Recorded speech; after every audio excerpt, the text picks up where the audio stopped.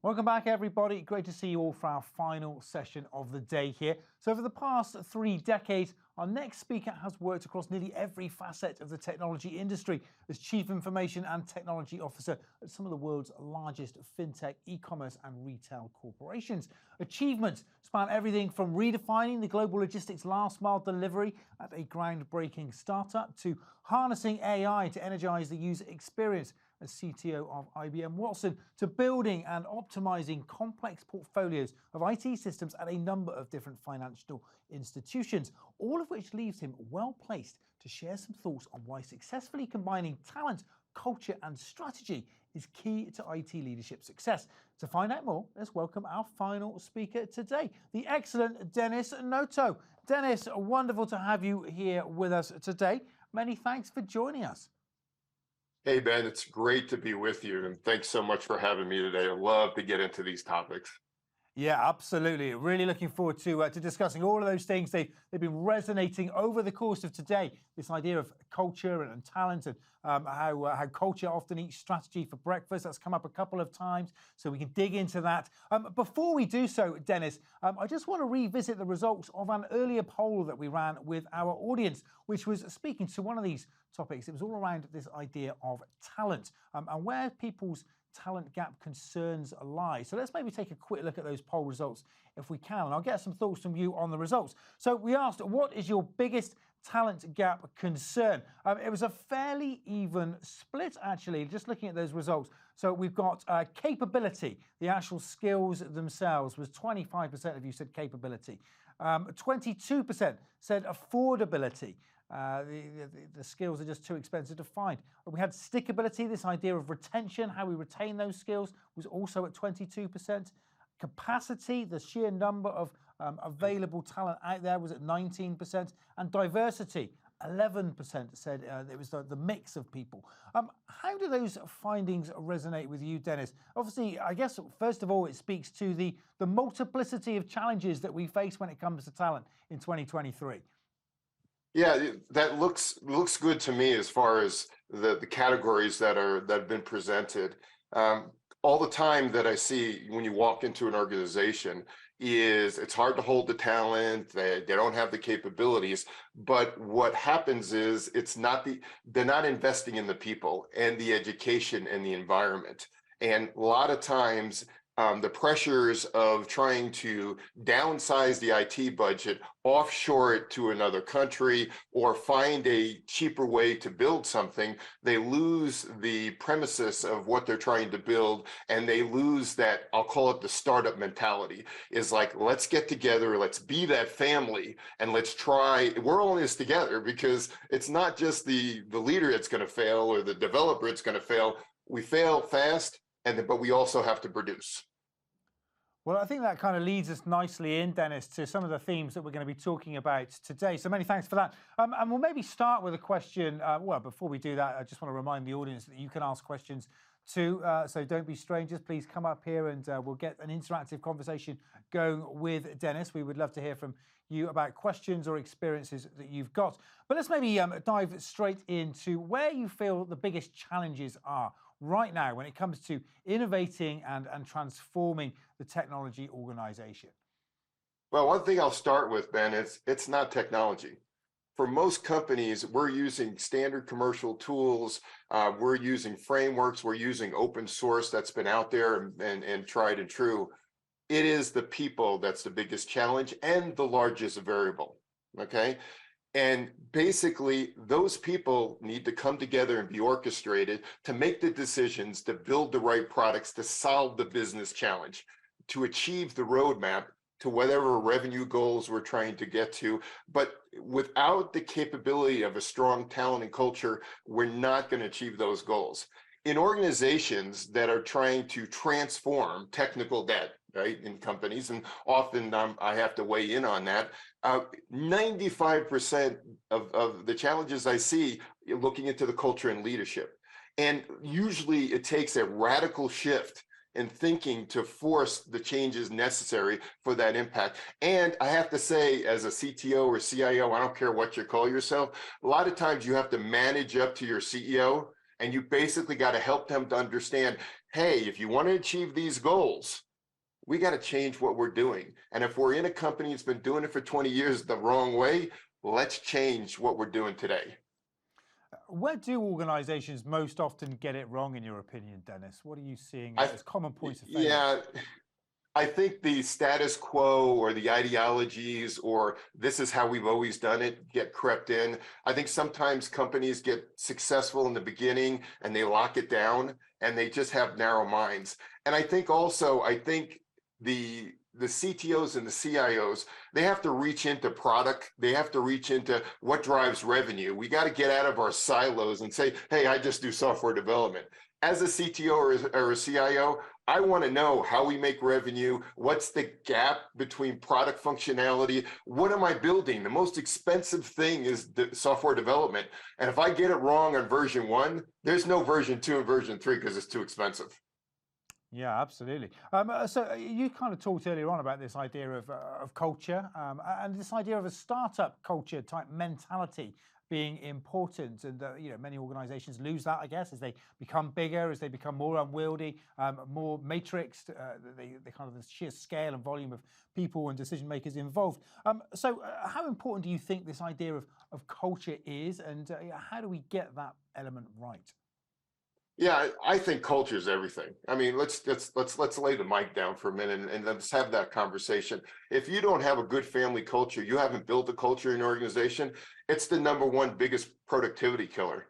Think about that for a minute in the sense that if a person doesn't feel valued in the workplace or the workplace doesn't return something back to the individual, guess what? They're going to mentally check out. Or you heard this thing called silent quitting or quiet quitting. That's been around a long time. Just because COVID brought up the fact that we're remotely working and you see it more, that's been around for a long time. You have to engage your people, and the only way you're going to engage your people is you get to know them, you build a solid culture, and you get engagement. You get that productivity by you get the juices flowing and get people knowing what they are a part of and what they're building. We're on a journey when it comes to technology. It's a hill we got to climb. And if your team isn't with you, or if the company isn't with you, or the CEO isn't with you, you're not getting to the top. Yeah, so let's dig into that a little bit more if we can, in terms of some successes. What organizations are doing well when it comes to creating the right culture, and also happy to look at the flip side as well, where organizations getting it wrong, doing it badly. Yeah, no, I think there's a few companies out there, whether it's small startups, like companies like Robinhood and others that have done things where they've done robo type businesses that they got it right, and then they got really big, and now they're trying to figure out how to deal with the compliance and things like that in the fintech world. I tend to see some AI companies that start off well and then they get stuck. I mean, it's hard to say one company or the next, but it's really, when you see a CEO getting up, right, and saying, hey, my people aren't productive because they're working at home, and that's broadcasted on CNN or something like that, then you kind of know that there's a problem or brew, right, and that there's an issue that deals with culture. So I really think you have to look at each company and see, it's more of an internal thing to look at. Yeah, and just to kind of return to this idea of the startup mentality, that's not always easy to reproduce when you're working in a large organization. So how are you seeing organizations maybe bring some of that thinking into their ways of working? Well, an existing culture or existing company, what I've done in the past, I've actually kind of taken a part of the company and made it a startup, right? I select people out of that company and I'm going to say, you know what, here's the Chinese wall. You're going to be a startup. We're going to do voice of customer. We're going to go look at those things we haven't built. I'm going to fund you as a department and we're going to start building like we're a startup. Yeah, we got to keep the wheels running on the brokerage and custodial systems, but in existing companies, I've talked to CEOs and say, hey, I'm going to kind of take a part of the company and we're going to treat it like a startup and let's see what generates out of it. Product management, it's project management, it's developers, and it gives the company itself and the people a sense of new, wow, look what my company is doing. So there are ways to really try to bring startup mentalities within existing companies.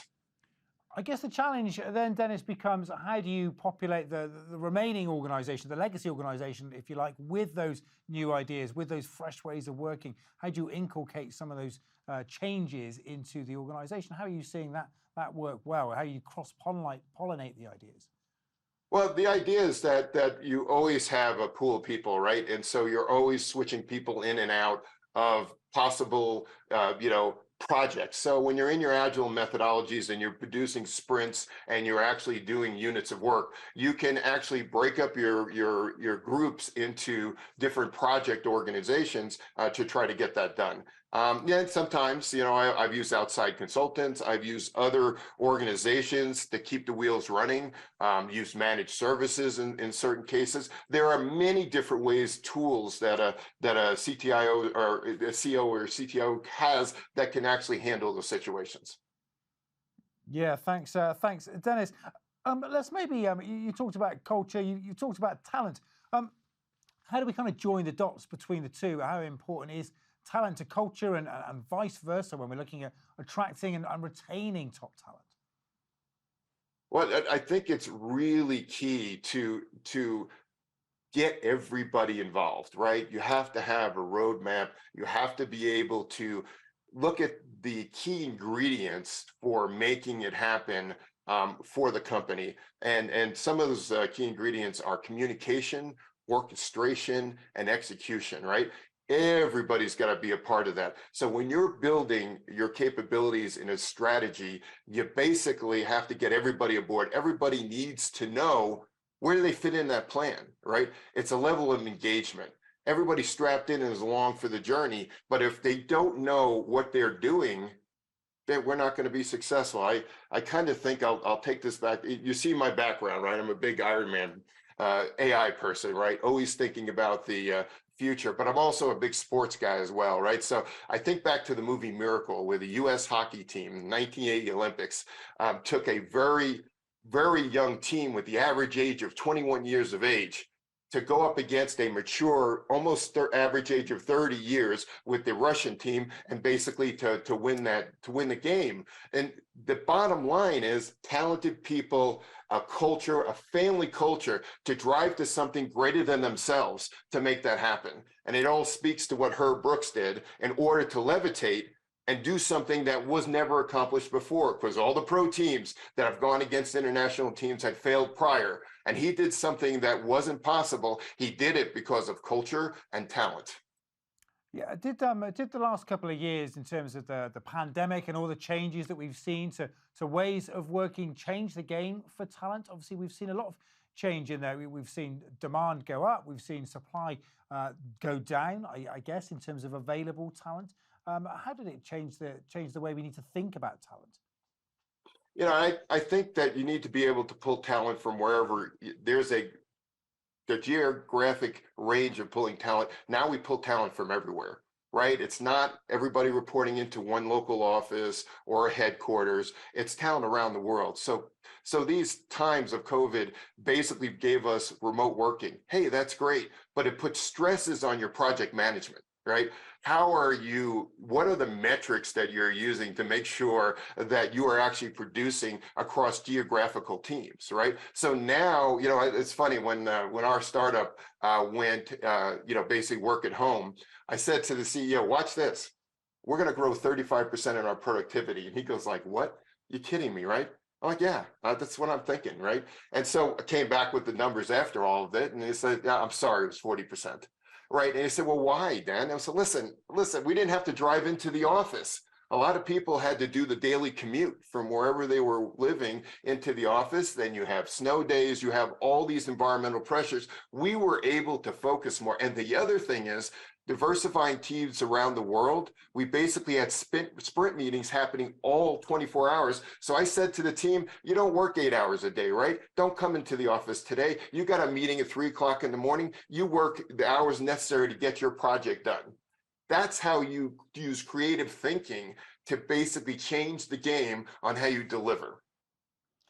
Yeah, thanks, Dennis. I want to talk to you a little bit about this idea of the supply and the demand of talent, because we keep on hearing about this talent shortage, there's a skill shortage, there's not enough people to fill the available positions. And yet at the same time, we're seeing a lot of layoffs in the space. We're seeing big tech companies laying off thousands of workers. So how do we kind of reconcile that paradox, if you like? Yeah, and I guess I have a different view on that. I don't know if there's really a talent gap or finding talent. Let's just take a look at, what's going on with some of these major companies letting thousands and thousands of people go, right? So if we take a look at that and we say, what's going on there, right? Did you lose what your aspect of what you were working on? You have to let 10,000 people go, right? And what I'm seeing is basically they've lost the culture. Some of these big name companies where you go to work and your dry cleaning's on site and you basically can have everything done, go play ping pong, that's gone. We're being fired by email. We are basically being, you call into work to find out your account suspended, or basically you have to reapply for your job. That's never happened before, right? I think the talent's there. What's necessary is that you need to keep and retain good people. And it doesn't have to be a huge workforce. I've had 2,000 people at a time. Give me a good 50 or 75 people, I'm done. I don't necessarily need 1,000 or two. If you're getting up into that level, there may be something wrong with the way the organization is structured to build the tech. Yeah. So what are your kind of top tips, I suppose, for doing that right? So, where do we need to focus our efforts in order to kind of optimize, I suppose, and to do that effectively? Well, any good leader, you have to, you have to be good at being able to listen. You have to have good empathy skills. You have to win the respect because it's earned, it's not given. You have to walk a mile in their shoes, right? You need to be able to spot talent, right? I regularly do programming. 30 languages, 20 different databases. I do it on every night. I'm constantly looking to hone my skills because there's so much change in technology. What you have to do is be present and be able to look at the talent and make sure you're hiring good people. You can't just go by the resume. When you're bringing somebody in, you have to know that you have to have a certain number of A players, right? That you are your system architects, you're developing, you're basically the people that building the building blocks of your applications. And then you have to have your solid players that are in there supporting the application. And just like the gentleman on the last on the last session, right? The connection from business to technology, half my job is working with the business operations and the executive leadership team to say, hey, let's all work together and we need to walk together if we're going to build something, because it's not a matter of development not getting it done or whether it didn't make revenue. We are all in this together. And if we don't have good orchestration amongst all of us, we're not going to be successful. Yeah, thanks, Dennis. Love this idea of a team sport. So we've got a question coming from our audience next. Let's maybe go to that. We've got Don over at 8-Bit Studios. Hi there, Don. Pleasure as always to see you. Muted this time. Yeah, there we go. Very proud of myself. So thanks so much for this engaging discussion. What you're saying is resonating with me so much. There's been so much talk about culture today. We've heard it, I think, in almost every session. Personally, we've been in business for about 15 years, and as a small company, we've seen a lot of culture shifts based on who's in the team. And I'm curious the differences you've seen with larger companies between bottom up and top down culture. So bottom up culture is tough. I usually like to go top down. So I tend to kind of rattle the chains a bit with the CEO. For instance, here's a story, right? So I'm walking into a brokerage firm. I've been there for 90 days. And the tech people, developers, they're all wearing like slacks and dressed up because a case of customer comes in, right? And I'm like, hey, CEO, they want to wear jeans. Right. And so it took me 3 months to get it through the CFO and the CEO and the compliance. And it was like, they're not with the sales group. I said, so let's develop something called Elvis has left or is in the building. What does that mean? When Elvis is in the building, go put on clothes. I had a suit hanging on the back of my office. I'd run into the bathroom, I change, right? And we worked out what the jeans would look like and what the attire would look like. That raised productivity because they were comfortable in doing their job. One other story, right?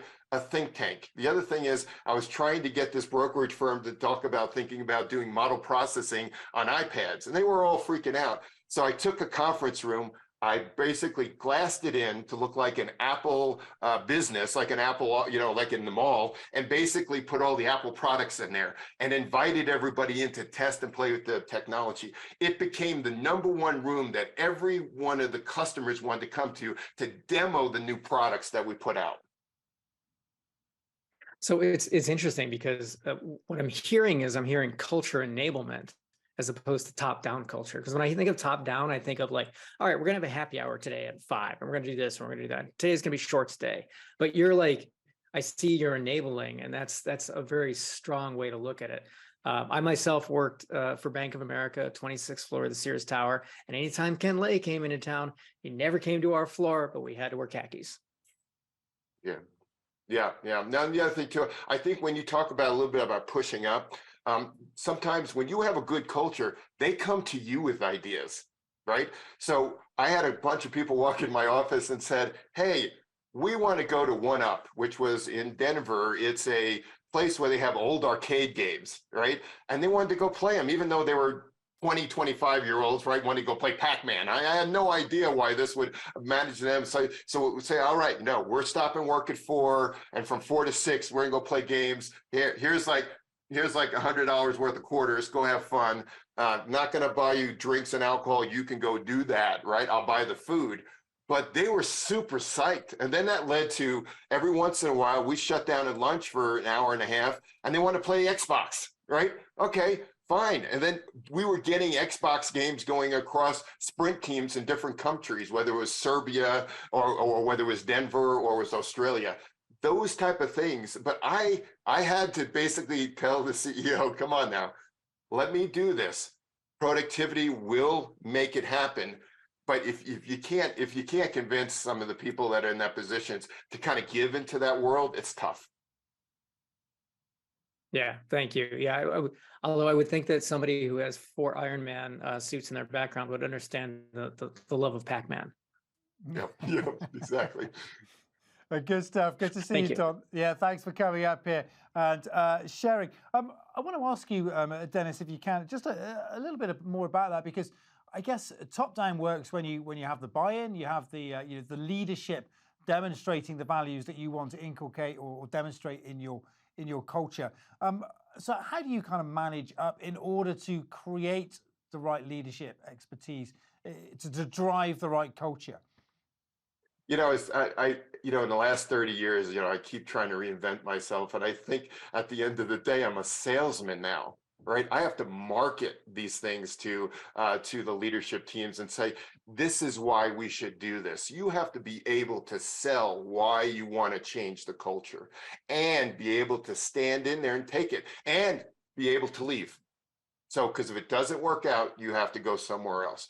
Let's take this just for an example. And I'm gonna date myself here a little bit.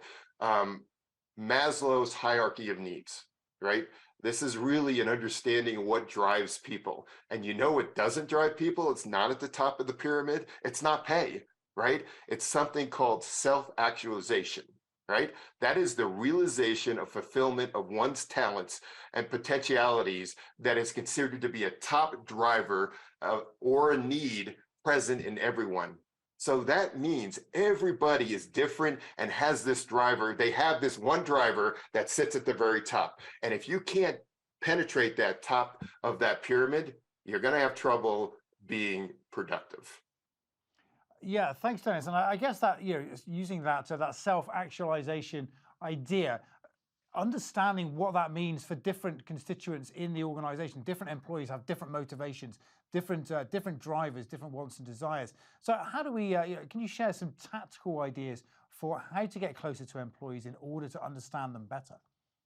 Absolutely. So first is we get out of our ivory towers, right? I'll call that you're sitting at the top of running an organization and you're not down there with the people, right? If you think of that in a way, get out there and have campfires. I call that meeting with everybody in the company, especially the ones that work for you, to have a campfire to say what's working, what's not working, how you doing, bring in lunch, let's have a discussion. Town hall meetings once a month, right? What is Dennis doing and where is he going? Who did he meet with? What are we trying to drive? And oh, by the way, let's celebrate the weddings and the birthdays and the the newborns, right? All the babies, everything that's going on affects people. I had to, I said, I'm going to have a town hall at 4:30. I'm going to bring in some beer and wine. That really was shattering anything that would happen at work. And they said, oh, no, you can't do this. They can't go back to work. I said, listen, we're talking beer and wine. It's not going to kill anybody. You ever try to get a software developer to talk about himself and his family? It's really difficult because they're kind of closed a little bit. You got to get people out of their norms and get them out and speaking and talking and enjoying their job. Work hard, work fast. You need to fail fast and learn, right? The old ideology is, oh, if you break it, you're going to get in trouble. You got to smash those things, right? And you have to be there to be the leader to show them, hey, I just built this new BI system. I failed 30 times doing it, but now it works. Take a look at what I've done. Your leader, if they're going to be led, they got to make sure that that leader is going to be someone to trust in their well-being. Yeah, thanks, Dennis. Well, maybe we can dig into. Don was just there talking about the difference between top-down and bottom-up cultures, and obviously, the top-down you said was your preference. I guess we can't ignore the bottom-up approach and the importance of inculcating ideas and harvesting ideas and feeding them back up through the pyramid. I think it was Herb Kelleher who said, "Culture is what happens when you're not in the room." So how do you kind of embrace that aspect of it and ensure that people have a voice and they are listened to and that their ideas matter? Yeah, no, I think if we change top down and bottom up and just say if you are the player that's in the middle of this, I need to be able to take the feedback from what's coming around from the team and feed it up to the top and get it going. So let's say you're in the middle, you're seeing everything. You got to be the quarterback, right? You got to be the one that says, all right, it's a pass play, it's a run play. You have to make the decisions that bring it to the organization to change. You have to be the change agent. Someone in the organization's got to be the change agent to lead the culture charge. Because if it isn't you, if you're not in a position where you can make some of that happen, either way is going to fail. You got to have somebody, you got to be willing to put your neck on the line and make that happen. And I think that's the challenge. I also call it walk a mile in someone else's shoes, right? You need to know what they're going through so you could tell the story, but you also have to equate it to the bottom line too. We got to grow revenue. We got to stay in business. But in order to do that, it has to be really good metrics and KPIs and very good information. I actually went in one company, put monitors in every room and showed just, KPI graphs and, bar charts, whatever you will, to show people where we were and where we were going and how we were going to get there. And they were like, thank you. Somebody's finally telling us, what we're trying to achieve in our company. Yeah, absolutely. Great stuff. Dennis, that is all we've got time for. Many thanks for sharing your thoughts here today. Much appreciated. Good talking with you. And really appreciate you taking the time to close out day 2 for us. Thank you, Ben. Appreciate it. It's wonderful being here. Thanks very much.